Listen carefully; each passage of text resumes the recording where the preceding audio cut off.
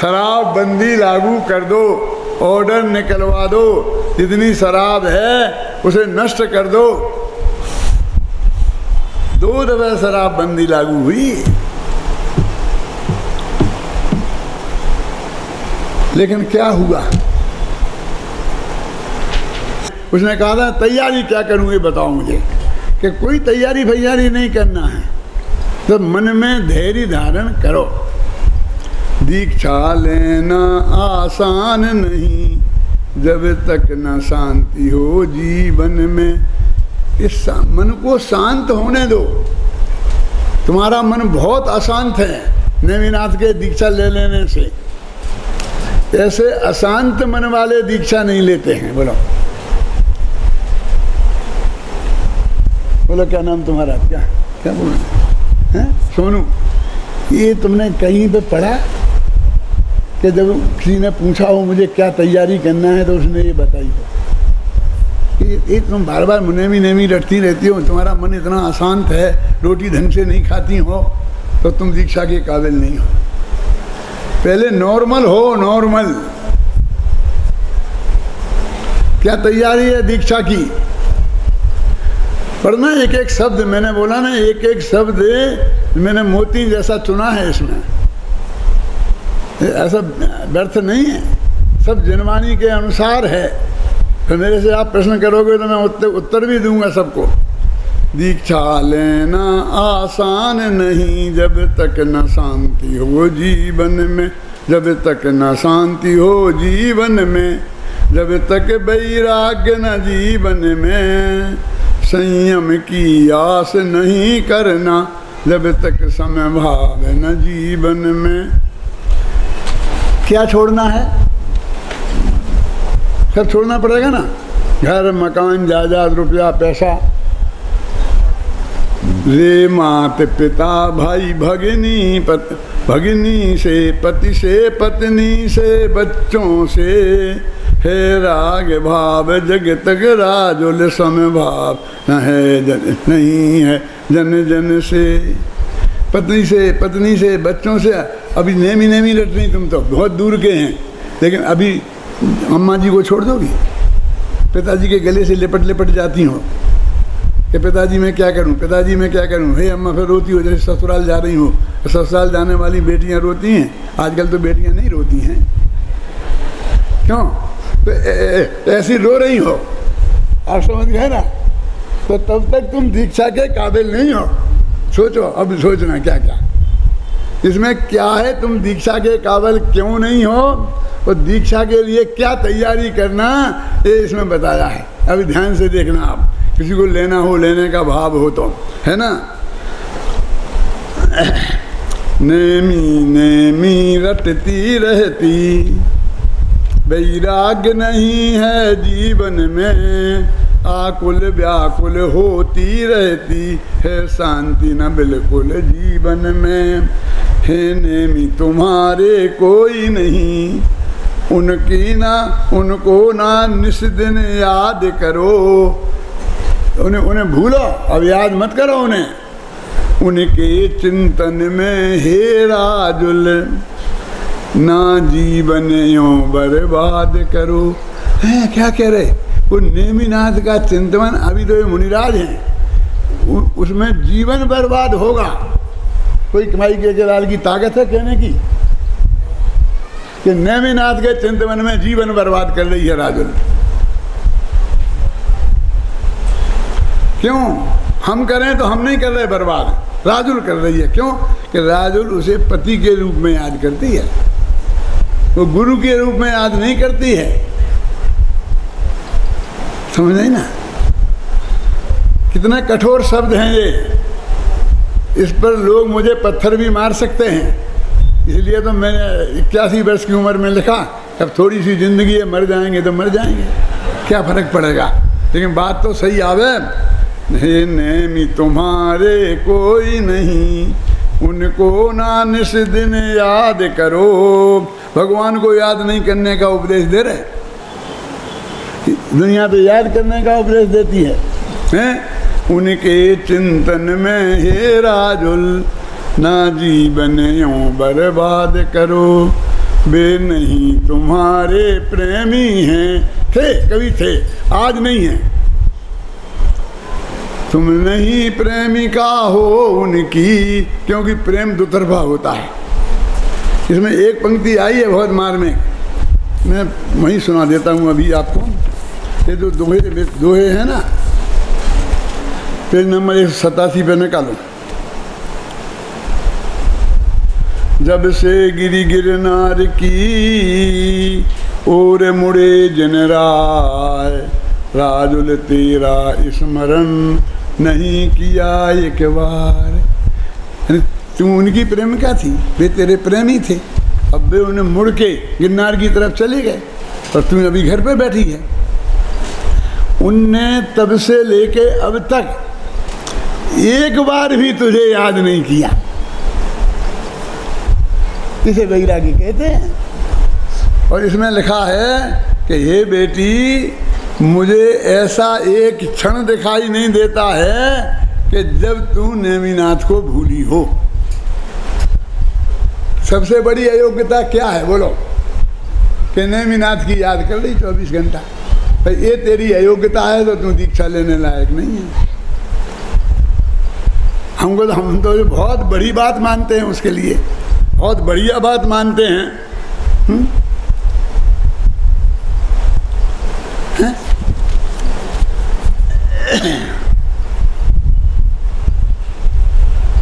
नेमि नेमि तू रटे प्रतिपल बारंबार, उनमें तुम में क्या फर्क है, मन में जरा विचार। तुम कहते जैसे वे चले गए दीक्षा लेने, ऐसे मैं चली जाऊंगी मुड़ के, उनसे कोई ने नहीं रोका और मेरे को तुम शर्तें लगा रहे। अरे भाई तुम उसकी होड़ मत कर। देखो बहुत मार्मिक दोहे हैं, कुछ मैं आपको सुनाना चाहता हूँ। हैं तो बहुत बातें, अब क्या बताऊँ। अनुमति मांगे जनक से राजुल बारंबार, संयम धारण करन को जाना है गिरनार। तैयारी के बिना ही नेमि गए गिरनार। उससे कहा कि तुम तैयारी कर, तुम तैयारी कर। कि नेमिनाथ ने तो कोई तैयारी नहीं की थी, शादी करने आ रहे थे, वे ही कपड़े पहने थे और उन्हें मोड़ दिया गिरनारी जी की तरफ अपना। उनने कोई तैयारी नहीं की, उन्हें किसी ने नहीं रोका। देखो, तैयारी के बिना ही नेमि गए गिरनार, समझ न आवे मुझे क्यों रोकें बारंबार। क्षण में जैसे बे मुड़े वैसे ही है तात, मैं भी मुड़ना चाहती और नहीं कुछ बात। अब मैं और कोई बात नहीं करना चाहती, जैसे बे चले गए ऐसे मैं चली जाऊंगी। अब उनके पिताजी क्या समझाते हैं, क्यों कि नहीं जाना बेटी, मत जाना, हम तेरे हाथ जोड़ते हैं, तेरे पैर पड़ते हैं। अब तू चली जाएगी तो हमारा क्या होगा, हम अकेले, हमें बहुत बुरा लगेगा। ऐसे कुछ पागलपन की बातें कुछ नहीं करते। ये सब बातें पागलपन की बातें हैं। तो क्या कहते हैं देखो, मुक्ति राजुल से बाबुल कहें, नेमी से क्या होड़। तू उनसे होड़ करती है कि वे चले गए तो मैं चली जाऊंगी। कह नहीं सकते और जन्म जात सदृष्टि बे हैं जग में बेजोड़। वे तो जन्मजात सब में दृष्टि हैं, वे जगत में बेजोड़ हैं। मुक्ति में बे जाएंगे जाने सब संसार, वो कह नहीं सकते और हम कब होंगे भव पार। अंतर्जन वे तो इसी भव में मोक्ष जाएंगे, सारी दुनिया जानती है, और हम क्या पता कब जाएंगे। हैं महिलाएं जंगल विषय एकाकी ना जाए, केवल ज्ञानी होए ना नहीं मोक्ष में जाए। ये तो इसी भव से मोक्ष जाएंगे। और महिलाएं तो अकेली जंगल में नहीं जा सकती, दो को साथ में रहना पड़ता है। नगर में भी आपके यहाँ आरिका माताएं आती होंगी तो एक उनके साथ कोई ना कोई जरूर रहता होगा। वे अकेली में नहीं रह सकती, शास्त्र की आज्ञा है, क्या आप लोग तो जानते होंगे। तो तूने किसको साथ में ले जाएगी? हुआ तेरा कोई तैयारी? नौकरानी ले जाएगी, कहना तो कि नहीं नौकरानी कहूँ, अपनी किसी सखी को ले जाऊँ, उसे भी तो वैराग होना चाहिए। और तेरे को हो गया, तेरा पति छोड़ के चला गया, उसका तो छोड़ के नहीं गया, क्यों कैसे पकड़ के लाई? ऐसा थोड़ी है कि हमको एक रसोइया चाहिए तो अखबार में विज्ञापन निकाल देंगे और बुला देंगे। समझ में आ रहा क्या कह रहा हूँ मैं?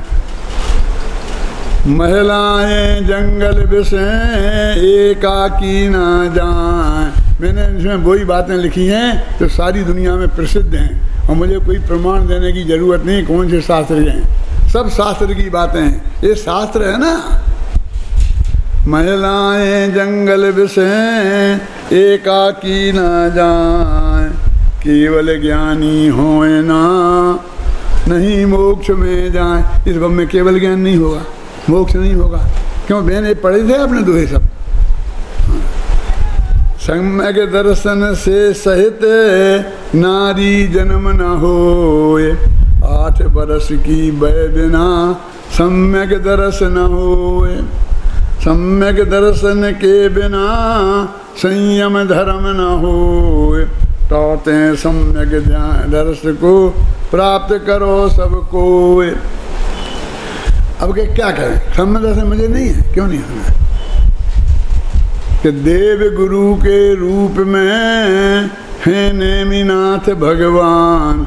अभी वो या तो देव होंगे या अरहंत हो जाएंगे केवल ज्ञानी, और केवल ज्ञानी नहीं हुए दीक्षा लिए तो गुरु होंगे। देव गुरु के रूप में है नेमिनाथ भगवान, देव गुरु के रूप को बेटी तू पहचान। के देव किसे कहते हैं, गुरु कैसे कहते हैं, ये पहले तू ये जानती है? अब वे देव गुरु तो हो गए, लेकिन वे कैसे होते तू जानती है? मैं तो देव गुरु का स्वरूप मालूम नहीं है। तो देवशास्त्र गुरु की श्रद्धा को सम्मा दर्शन कहते हैं। कहाँ है सम्मा दर्शन मंदिर? आप मिथ्या दृष्टि घोषित कर रहे हो उसे, क्यों? मैं नहीं कर रहा हूँ, आप देखो। देव गुरु श्रद्धान बिना सम्यक दर्शन होए, सम्यक दर्शन के बिना सम्यक ज्ञान न होए। सम्यक दर्शन ज्ञान बिना संयम भाव न होए, जब ये तीनों एक हों मुक्ति मार्ग है सोए। कितना सरल है, सब समझ में आने लायक है विराग इसको कहें, यह संयम भाव परम धर्म है, यह दशा यह है परम स्वभाव। संयम भाव बिना नहीं भव सागर का अंत, महिमा संयम भाव की है सुखदाय अनंत। बहुत से लोग कहते हम संयम के विरोधी हैं। ये दोहा हमने ही लिखा है। कौन सा? संयम भाव बिना नहीं भव सागर का अंत। जब तक संयम भाव धारण नहीं करेंगे तो संसार समुद्र का किनारा नहीं आएगा। और महिमा संयम भाव की है सुखदाय अनंत। अब ये इसके बाद वो दोहा है कि जब से गिरी गिरनार की और मुड़े जिन राय, राजुल तेरा स्मरण नहीं किया एक बार। नेमी नेमी तू रटे प्रतिपल बारंबार, उनमें तुनमें क्या फर्क मन में जरा विचार। जैसे वे चले गए जैसे मैं जाऊंगी, है वैसी है तू। जैसे वे हैं वैसे दीक्षा लेना चाहती है, हमसे बिना पूछे जाना चाहती है, जा। वे जा सकते हैं क्या? इस प्रकार समझा रहे बाबुल विविध प्रकार, नेमी का अब क्या हुआ इसका करें विचार। अब फिर ये नेमिनाथ की केवल ज्ञान हुआ तो क्या क्या हुआ। फिर जो 17वां अध्याय है ना आगे, उसमें ये 15वां है, फिर 16वां 17वां, उसमें नेमिनाथ के उपदेश में क्या आया। 16वां शायद कल पढ़ा था अपन ने, उसमें वो नेमिनाथ की वो आई थी कि द्वारका जलने की बात आई थी। फिर 17 में निश्चय व्यवहार का स्वरूप आएगा। ये सब बिल्कुल मूल तत्व ज्ञान भरा पड़ा है। इसको शांति से पढ़ो, एक एक अक्षर समझो तो समझो समय सार ही पढ़ रहे हो। इससे 19 नहीं है। ऐसा कह के मैं कोई अपनी किताब की प्रशंसा नहीं कर रहा हूँ। ये कह रहा हूँ कि मैंने उसमें ही देख देख के तो लिखा है सब। शुद्ध आपकी बुंदेलखंडी भाषा में कहूँ तो उसी की तो नकल मारी है। आपको संतोष हो गए थे कहीं तो नकलची है। समझ में है क्या वस्तु का स्वरूप है, कैसा होना चाहिए, वैराग्य किसे कहते हैं, वैराग्य का स्वरूप क्या है, ये सारी बातें आपको इसमें गहराई से समझने की मिलेंगी। और जब मैं अभी साल 6 महीना जगह जगह इस पर व्याख्यान करूँगा तो फिर लोगों को ही समझ में आएगा। ऐसे कोई समझ में नहीं आने वाला है किसी का, मैं जानता हूँ। यद्यपि ये बहुत सरल है, कोई भाषा में ऐसी कोई दिक्कत नहीं है कि जिसका अर्थ आपकी समझ में नहीं आए, लेकिन जो भावों की गूढ़ता है और जो आज तक का चिंतन है उस चिंतन से ये बिल्कुल अलग हटकर है, इसलिए मैं आपकी तरफ इसका ध्यान आकर्षित करता हूँ। इस तरह अपना ये महाकाव्य समाप्त हो गया। इसमें एक बात पर आपका ध्यान नहीं गया है, गया होगा, लेकिन ये बात सामने नहीं आई कि ये क्यों कहा कि अभव्य भी द्रिबलिंगी मुनि मनकर 9वें गृह तक जाते हैं आपके उपदेश के प्रभाव से। इसके पीछे एक रहस्य है। वो क्या है कि अपने शास्त्रों में वो स्पष्ट उल्लेख है कि अजैनी 12वें स्वर्ग से ऊपर नहीं जाते। उनमें परमहंस नाम के जो साधु होते हैं अजैनियों में, वे बिल्कुल अहिंसक जीवन उनका होता है। वे सांस लेने में भी इस बात का विचार करते हैं कि किसी जीव की हिंसा ना हो जाए। परम अहिंसक परमहंस भी लिखा ना इसमें, नामक परमति स्वर्ग बार में के आगे ना जा पाते हैं, नहीं जाते हैं। तो उसके ऊपर कोई मिथ्या दृष्टि जाते हैं कि नहीं जाते हैं? तो कहा कि द्रिबलिंगी मुनि 9वें गृह तक जाते हैं। मैंने 13वें स्वर्ग में, 14वें स्वर्ग में, 15वें स्वर्ग में, 16वें स्वर्ग में और फिर 9 गृहविक में इतने ऊपर जाते हैं। तो कौन जाते हैं? जैनी। भगवान तुम्हारे उपदेश से प्रभावित होकर के वे लोग जाते हैं, वे नहीं जाते। इससे सिद्ध होता है कि तुम्हारा आचरण, जैन धर्म का आचरण भी सर्वोत्कृष्ट है। और ये अकेला भव्यों के लिए ही सुख देता है ऐसा नहीं है। लौकिक सुख भी जो है 9वें गृह तक जाने का, ये भगवान तुम्हारे ही उस अहिंसक आचरण के उपदेश का परिणाम है। क्योंकि बाकी अजैनी नहीं जा पाते वहाँ तक। इस पंक्ति पर यहाँ बहुत ध्यान दिया गया है कि परमहंस नामक परमति भी स्वर्ग बार में के आगे ना जा पाते हैं। द्रव्य लिंग मुनि जैन आचरण के बलबूते 9वें गृह तक सहज पहुँच जाते हैं। एक तो ये मर्म की बात कि जैनाचरण भी बिल्कुल व्यर्थ है, इसमें कोई विशेषता नहीं है। ऐसा आप बहुत अपने विद्वान कहते हैं कि ये तो अजैनियों में भी हो जाता है, दया का पालन अजैनियों में भी हो जाता है। और अपने यहाँ तो दया को धर्म कहा ही नहीं है। वो तो करुणा का तो भाव तो मोह का चिन्ह है, प्रवचन सार में लिखा है। लेकिन जैसी करुणा का पालन जैन दर्शन में होता है ऐसा कहीं नहीं होता। क्या? जैसे एक इंद्रिय जीव की रक्षा की बात जैन दर्शन के अलावा कहीं नहीं है। और लोग तो मानते ही नहीं थे कि इनमें जीव होती है। वनस्पति में जीव होता है, जल में जीव होता है, पृथ्वी। अपन क्या समझते हैं? जल में जीव होते हैं माने जल में जो कीड़े मकोड़े होते हैं, क्या वो जीव? ऐसा नहीं।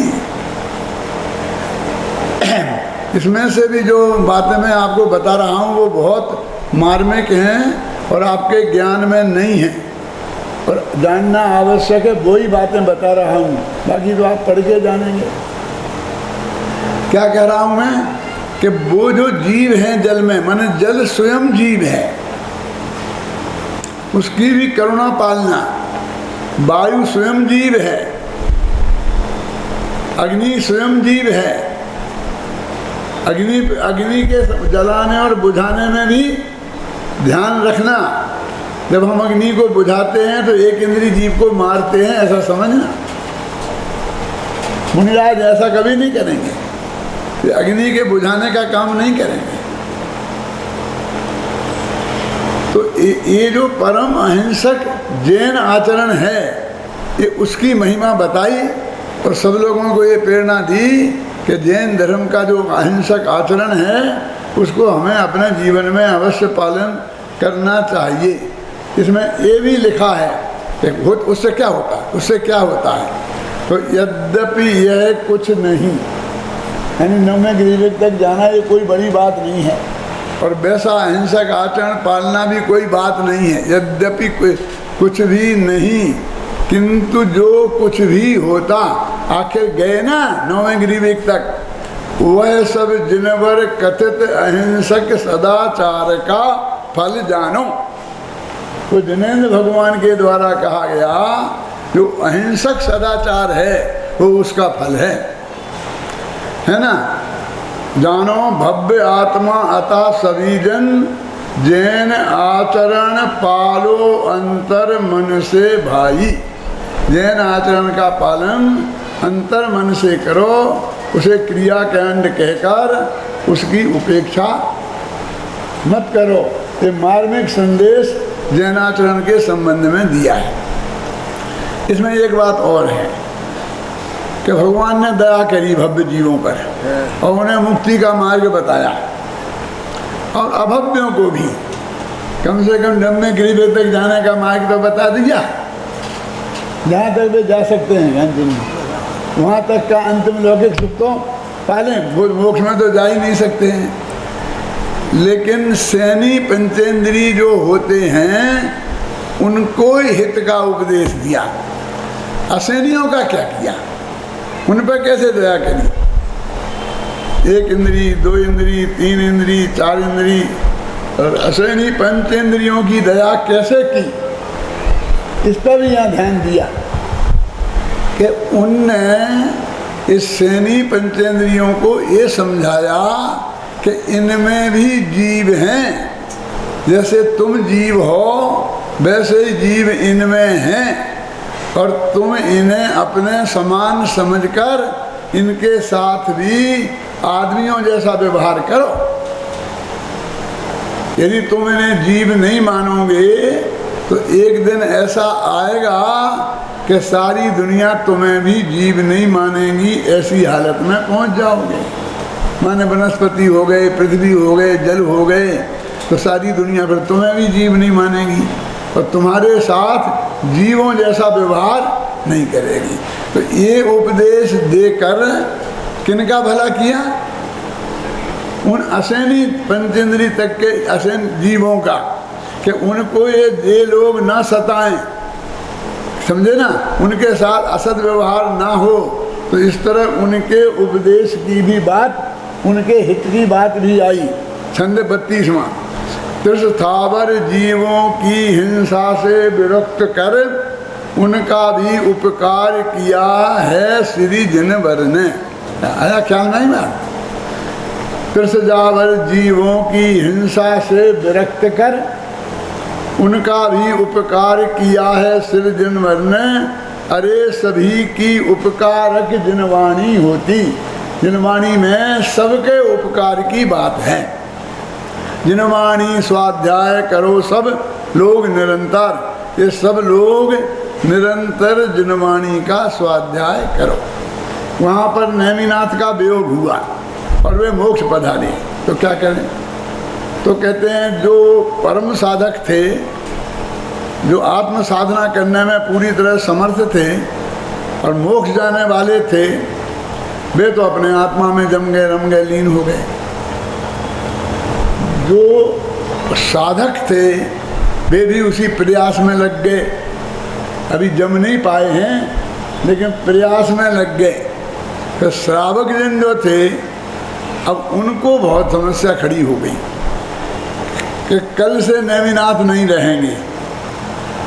पहले महीना भर पहले उनकी दिव्य ध्वनि बंद हो गई, तो दिव्य ध्वनि सुनना बंद हो गई थी, जनवाणी सुनना बंद हो गई थी, और अब दर्शन भी दुर्लभ हो गए। तो वे अपने को अनाथ महसूस करते थे, तो उनने जिन मंदिर बनवाए। भगवान के दर्शन की जगह समूह शरण में जो जिन मंदिर थे, समूह शरण के रूप में जिन मंदिर बनवाए और उनके अंदर स्वाध्याय भवन बनवाए। इसको लिखा ज्ञान मंदिर, देखा ना, जिन मंदिर बनवाए और उनके भीतर ज्ञान मंदिर बनवाए, और जिन मंदिर में भक्ति का प्रवाह बहेगा और ज्ञान मंदिर में तत्व ज्ञान की चर्चा होगी। तो इस तरह उनने जो समूह शरण में नेमिनाथ भगवान को मोक्ष हुआ था, तो उसकी क्षतिपूर्ति कैसे की ये बताई। इसलिए सब लोगों को जिन मंदिर में साक्षात भगवान के दर्शन करने जा रहे हैं, और जब हम जिनवाणी का स्वाध्याय पढ़ें जिनवाणी प्रवचन सुने, तो हमें ये समझना चाहिए कि हम तीर्थंकर की वाणी को समोचन में स्वयं साक्षात सुन रहे हैं। इतने सम्मान के साथ मंदिर में जाना चाहिए और जिनवाणी का स्वाध्याय करना चाहिए। बनारसी दास जी ने नाटक समय सार में लिखा है कि जिन प्रतिमा जिन सारखी कही जिनागम माही, कि जिनेंद्र भगवान की मूर्ति जैन शास्त्रों में ऐसी कही है कि वो जिनेंद्र भगवान के समान ही होना चाहिए। जिन प्रतिमा जिन सारखी कही जिनागम माही, मैंने भगवान की दिव्य ध्वनि में ये आया है कि मंदिर बनाओ, उसमें मूर्ति विराजमान करो, लेकिन इस बात का ध्यान रखो कि जैसे समूह शरण में अनंत देव विराजमान थे, वो प्रतिमा वैसी होनी चाहिए। इसके दो अर्थ हैं। एक अर्थ तो कि उनको मुकुट लगा देना, उनको चंदन लगा देना, माला पहना देना, ये है भगवान के समूह शरण में। वो जिनेंद्र भगवान जैसी कहाँ रही? वो जिन प्रतिमा जैसे समूह शरण में भगवान विराजमान थे, वो तो तुमने देखे है ना, कल तक प्रवचन सुनने जाते थे ना, जिनेंद्र भगवान का दर्शन करने जाते थे ना समूह शरण में। तो अब भगवान की मूर्ति बनाओ तो जिनेंद्र भगवान जैसी होनी चाहिए। एक तो उसमें ये मार्गदर्शन है, तो उसमें ये चंदन वंदन लगाना और जो बातें परंपराएं हमारे धर्म में विकृत हो गई हैं, उनका मार्गदर्शन है। और दूसरे कि तुम ऐसा मत समझो कि ये तो प्रतिमा है, ये क्या है, इसमें क्या भगवान थोड़ी है, ये तो पत्थर की मूर्ति है। क्यों? और पत्थर की मूर्ति हमें ज़रा कमज़ोर दिखने लग गई, तो हमने सोने चांदी की, स्फटिक की, रत्नों की मूर्तियाँ बनाना शुरू कर दी। ये पैसे वाले और क्या करेंगे? मैंने भगवान में भी पैसा पैसा पैसा पैसा। मैं तो ये कहता हूँ कि बिल्कुल शुद्ध सात्विक पत्थर की, जिसकी इस जगत में कोई कीमत ना हो। पत्थर की कीमत मतलब, क्यों कीमती पत्थर होता है तो चोर आते हैं, उन्हें देखकर चोरी का भाव आता है उन्हें, है? तो जिसको कोई जंगल में खड़ी है, आज हजारों मूर्तियाँ जंगल में खड़ी है ना पत्थरों की, कोई चुरा के नहीं ले जाता।